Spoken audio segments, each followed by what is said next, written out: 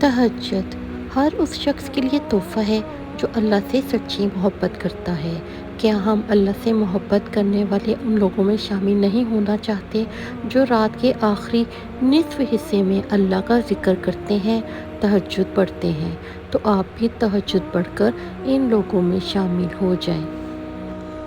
رسول اللہ صلی اللہ علیہ وآلہ وسلم نے فرمایا، رب تعالیٰ اپنے بندے سے سب سے زیادہ قریب رات کے آخری نصف حصے کے درمیان پہ ہوتا ہے۔ تو اگر تم ان لوگوں میں سے ہو جو رات کے اس حصے میں اللہ کا ذکر کرتے ہیں تو تم بھی اس ذکر میں شامل ہو کر ان لوگوں میں سے ہو جاؤ، یعنی تہجد پڑھو۔ ایسے لوگ جو اللہ کی محبت میں رات جیسے پرسکون وقت میں بھی راحت و آرام کی بجائے اپنے محبوب حقیقی کے سامنے عبادت و بندگی کے لیے کمر بستہ کھڑے ہو جاتے ہیں اور نماز میں اس کے سامنے راز و نیاز میں مشغول ہو جاتے ہیں، اللہ تعالیٰ نے انہی لوگوں کو قرآن مجید میں مختلف انداز میں ذکر فرمایا ہے، جو اللہ کی محبت میں راتوں کا قیام کرتے ہیں، رات کو تہجد کی نماز پڑھتے ہیں جب سب سو رہے ہوتے ہیں۔ ان کے پہلو رات کے وقت اپنے بستروں سے جدا رہتے ہیں، وہ اپنے رب کو ڈر اور امید کے ملے جلے جذبات کے ساتھ پکار رہے ہوتے ہیں، اور ہم نے ان کو جو رزق دیا ہے وہ اس میں سے نیکی کے کاموں میں بھی خرچ کرتے ہیں۔ چنانچہ کسی جان کو پتہ نہیں کہ ایسے لوگوں کے لیے آنکھوں کی ٹھنڈک کا کیا سامان ان کے اعمال کے بدلے میں چھپا کر رکھا گیا ہے۔ وہ اللہ سے سچی محبت کرتے ہیں، وہ اللہ کی محبت میں رات کے وقت کم سوتے ہیں اور سحری کے اوقات میں استغفار کرتے ہیں۔ رحمان کے بندے یہ ہیں جو راتیں اللہ کا قرب پانے کے لیے قیام اور کبھی سجدے میں گزارتے ہیں۔ رحمان کے بندے وہ ہیں جو راتیں اس طرح گزارتے ہیں کہ اپنے پروردگار کے آگے کبھی سجدے میں ہوتے ہیں اور کبھی قیام میں۔ جنت میں سلامتی کے ساتھ داخل ہونے کے لیے رات میں تہجد کی نماز لازمی پڑھیں۔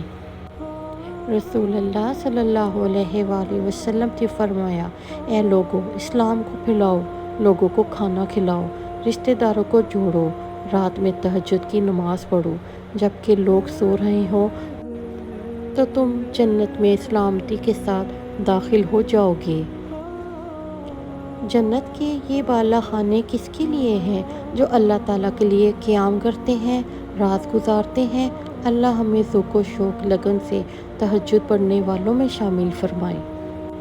رسول اللہ صلی اللہ علیہ وآلہ وسلم نے فرمایا، بے شک جنت میں ایسے بالا خانے ہیں کہ ان کے اندر سے ان کے باہر کے سما کو اور باہر سے ان کے اندر کے منظر کو دیکھا جاتا ہے۔ تو انہوں نے کہا کہ اے اللہ کے رسول صلی اللہ علیہ وآلہ وسلم، یہ بالا خانے کس کے لیے ہیں؟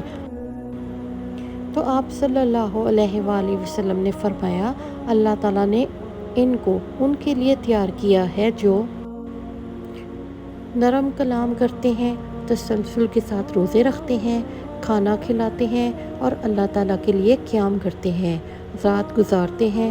جب رات کے وقت لوگ سو رہے ہوتے ہیں تو وہ اس وقت نماز پڑھتے ہیں۔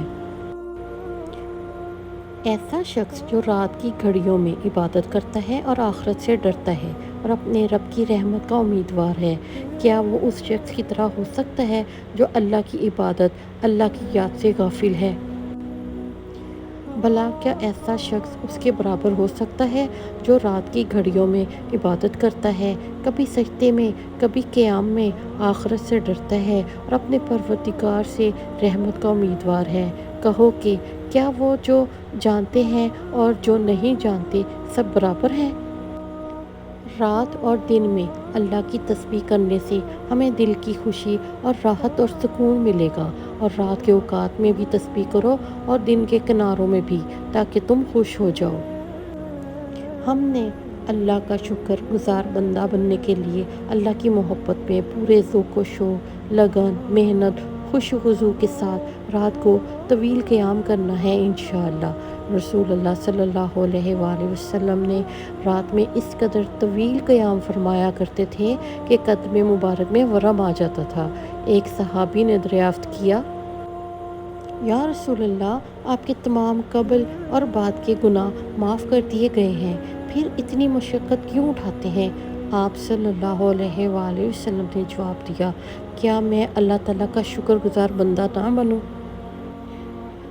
تہجد کی کثرت سے آدمی کا چہرہ نورانی اور زیادہ خوبصورت ہو جاتا ہے۔